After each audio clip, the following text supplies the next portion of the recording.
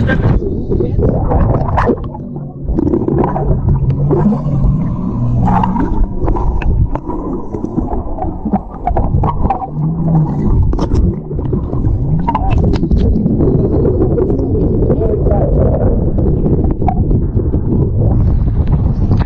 make sure you button it up, lift it back up.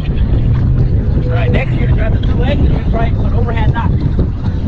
Right over left, left over right, as such. And then you're going to put this over your head.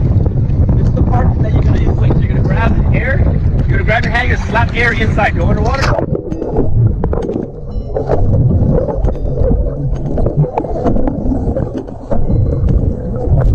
Alright, once you have enough air, then you're going to grab it all, you're going to poke it into a square, kind of hold it in place.